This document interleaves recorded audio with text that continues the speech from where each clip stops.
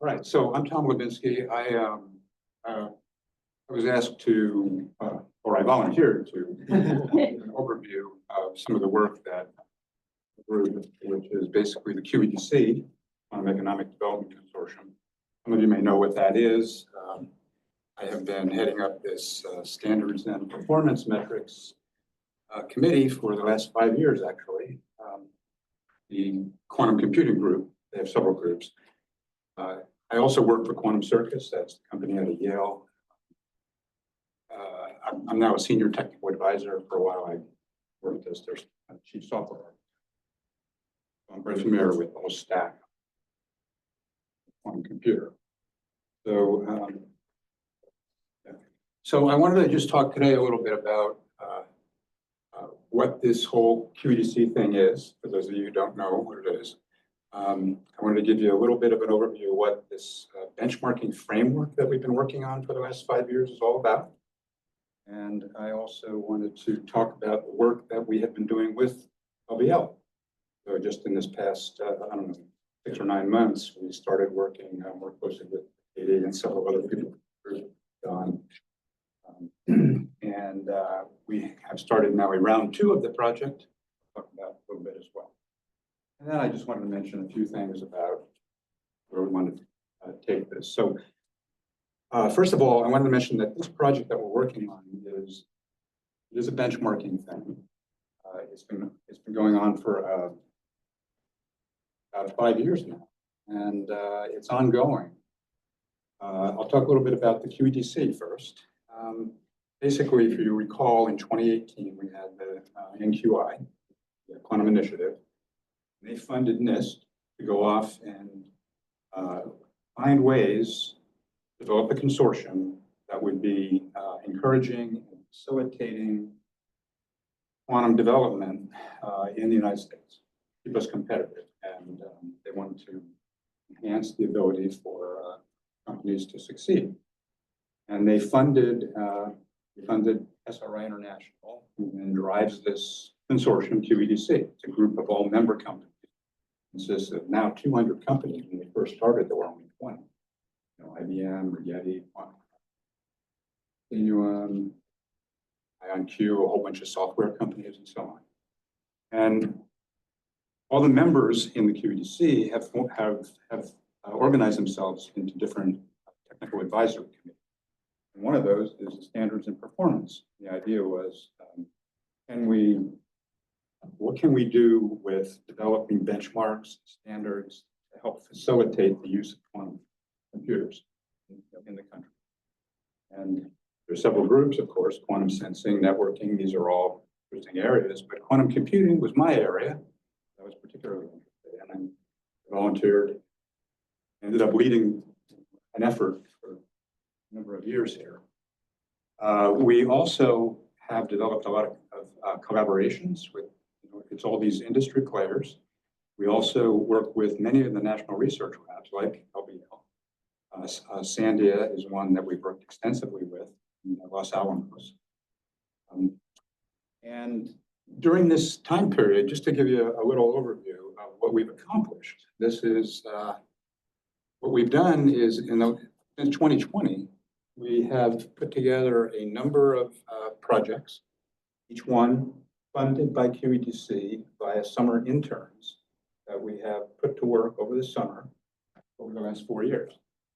And each year, we've organized a paper that we put out where we have progressively gone from a fairly straightforward, simple benchmarking framework. It is increasing in its sophistication and complexity each year.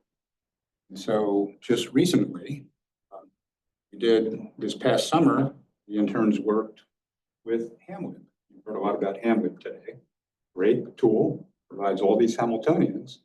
And we were able to integrate that whole Hamiltonian collection into the benchmark suite and take advantage of all this prior work that we did with optimization algorithms, that's QAWA.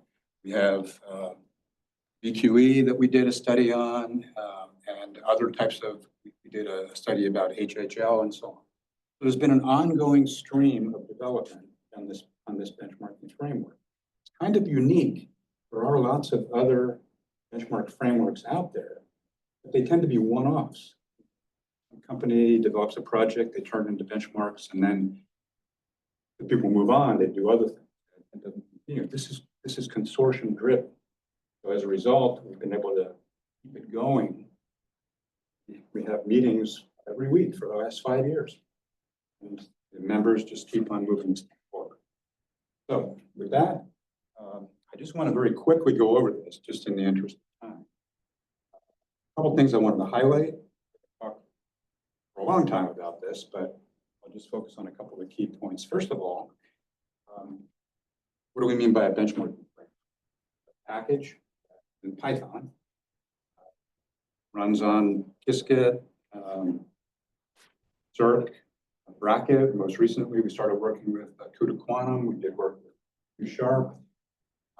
And basically what we do is we picked a whole bunch of algorithms and we just built a framework where we can sweep over the inputs.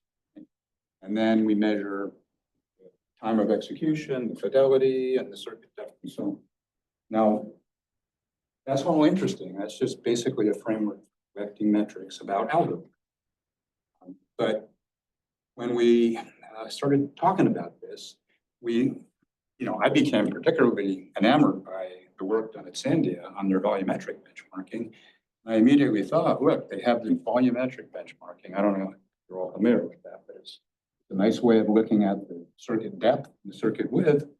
And then what we decided to do was to take all these algorithms that we did and just kind of plot each one by its circuit depth, fidelity and color, and circuit width. And you get this picture here that has a profile of your applications.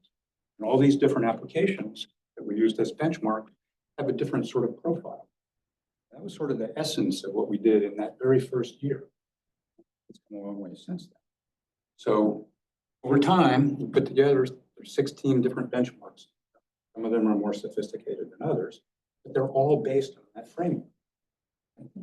That's the key to what we've done. It's a framework that keeps evolving.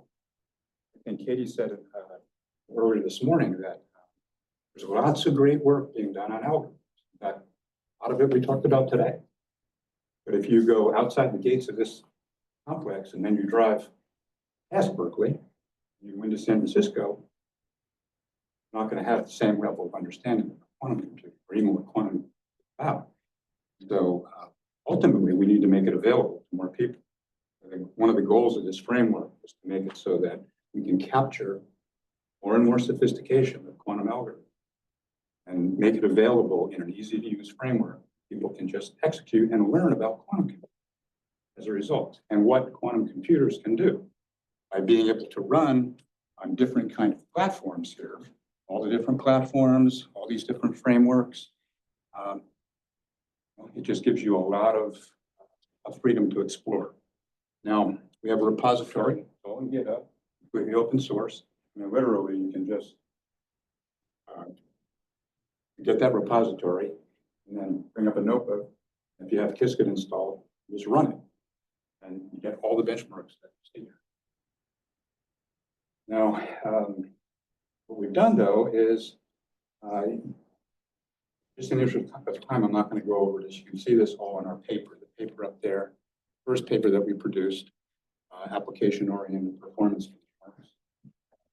We have lots of results in there showing the different profiles. We ran it on different back-end hardware devices. And various spin-offs were emerged. So IonQ, many of you have probably heard about algorithmic qubits. Basically, it's basically the underlying QED-C framework. It's just with some calculations applied, and they compute an algorithmic qubit number based on this envelope where things are green or yellow above a certain threshold. And one of the things that happened is it also became clear after that first year that there's a lot of confusion about what benchmarking really is. There's a lot of people who work on component level benchmarking, okay?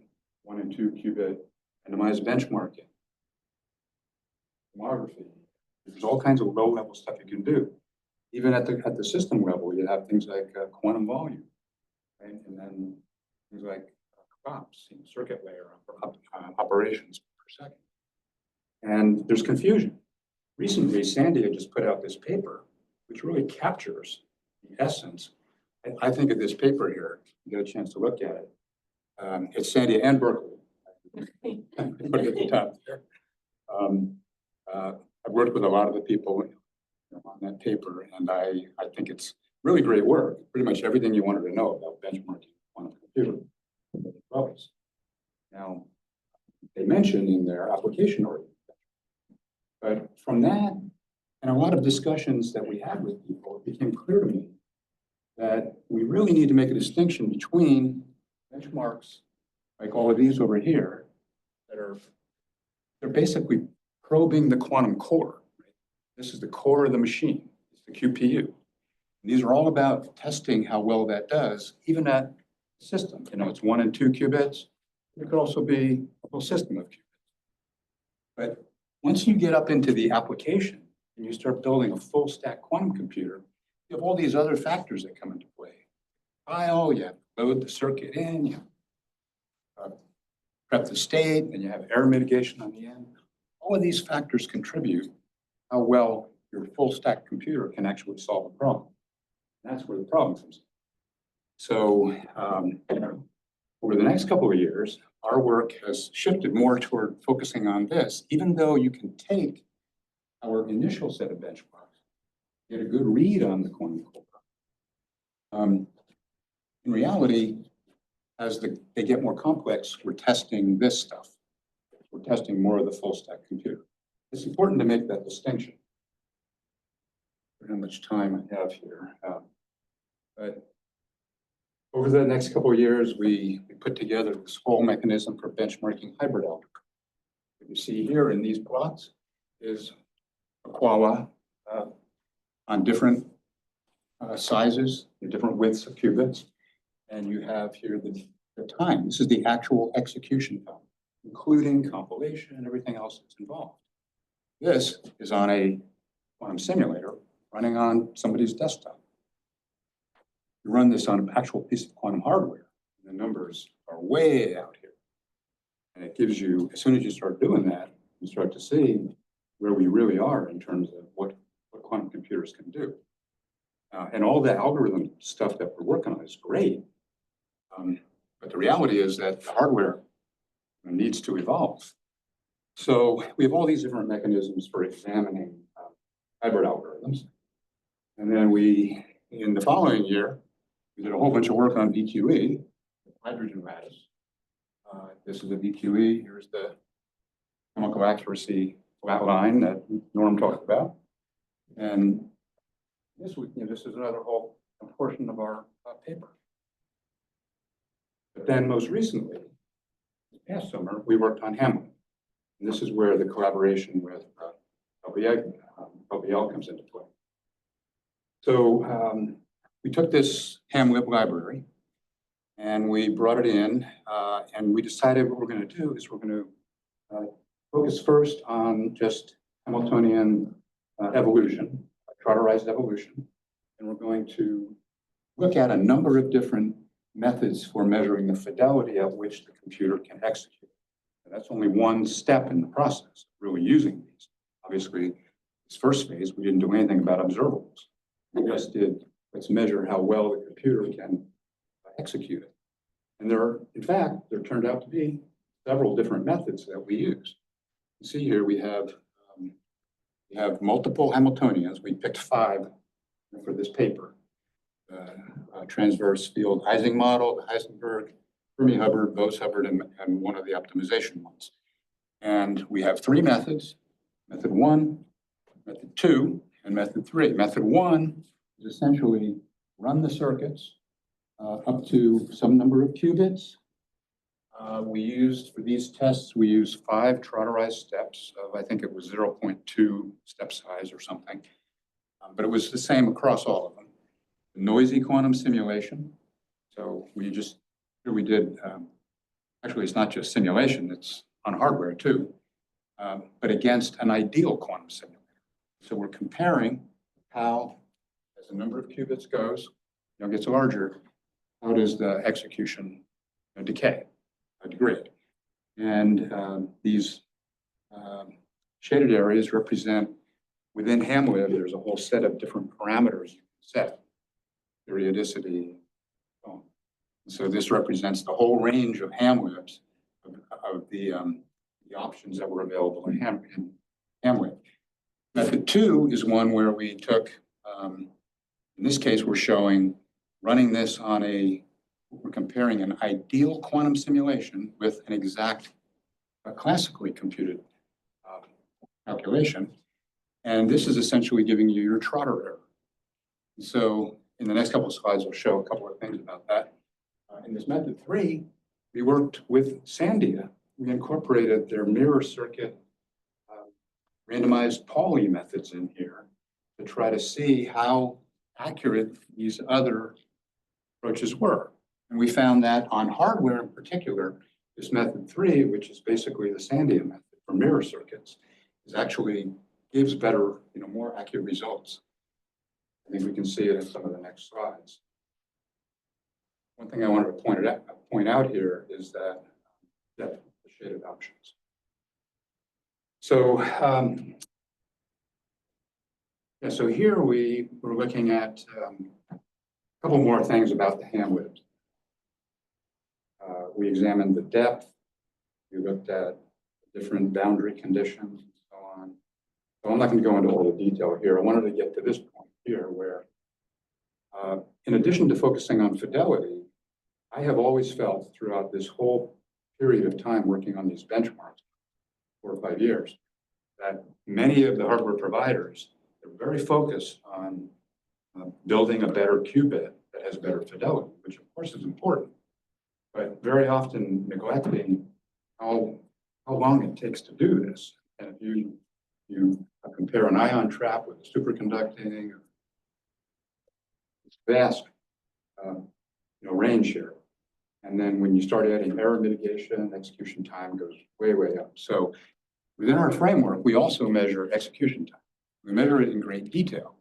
So here you have both, this blue represents the execution time on the actual QPU. That's the time reported as, and that's often the time that they charge you for. Okay. This light blue up here, this is a log axis notice.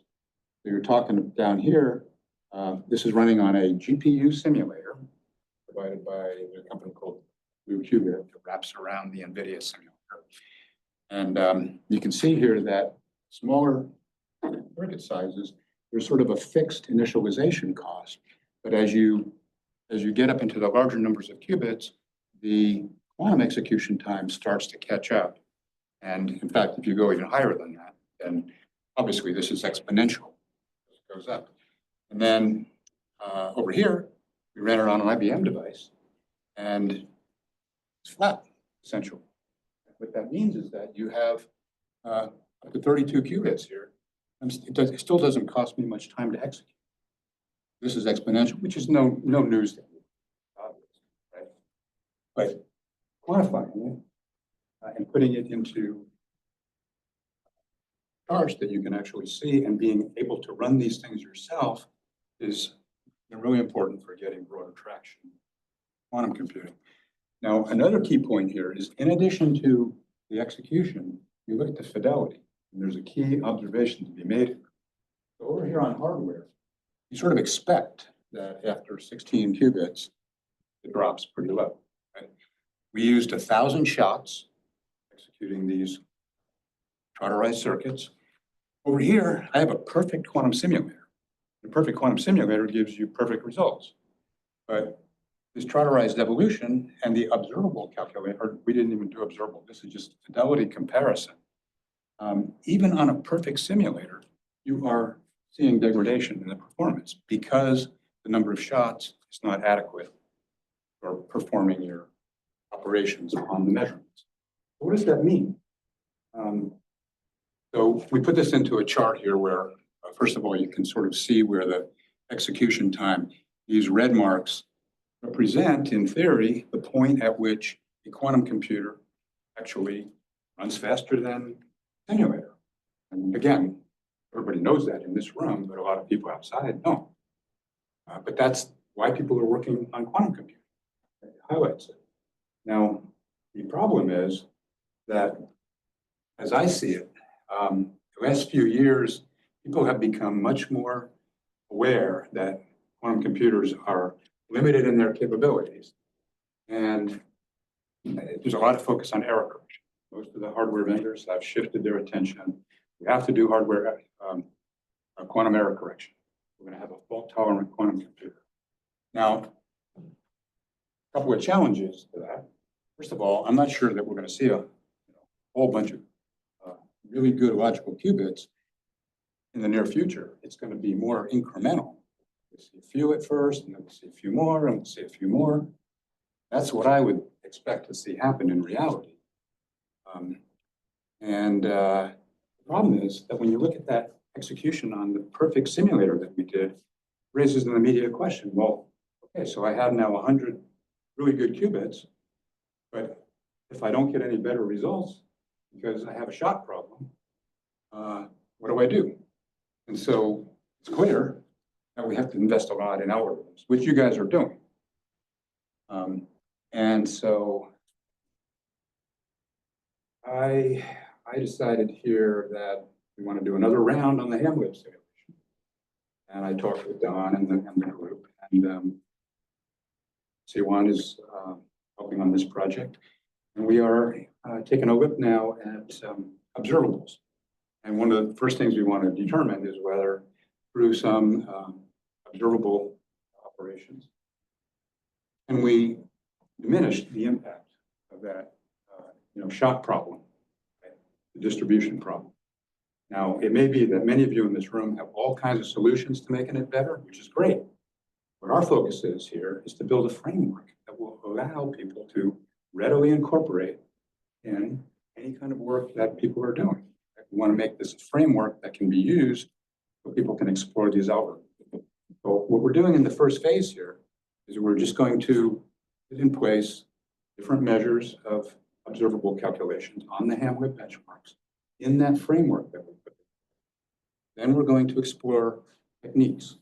And I think there was mention about AmPerf, and there was a paper just recently put out. Nico, who nowhere here, proposed a diagonalization technique for reducing the number of shots. Now that's all theory. And so the goal of this next project here is to let's turn that theory into something concrete that can run on this framework that we developed. And let's see, does it really improve? And how much bigger, how much more can we squeeze out of a quantum computer? That ultimately is the goal of what we want to do in this thing. So we have already in place a few things. I mean, it's just some observable calculations on the Ising model. We have some of the framework, currently being put together. I continue the goals we just talked about, but I continue to be interested in building out these collaborations with interested parties. And I would like to see, as part of this whole consortium effort, I'd like to see this QED-C framework really grow and become a platform that people can use, and even incorporate other types of benchmarking that other companies have developed. Build it out so that more and more people can use it. So anyway, actually, to talk about Falcon is really interesting because that was one of the other things I wanted to do, was to begin to benchmark some of that kind of work as well. I'm very interested in the capabilities that can emerge from embedded classical computation embedded within a quantum circuit. Potential there, more types of improvement. So I'll keep it at that, and happy to talk with anybody afterwards if you are interested in learning more.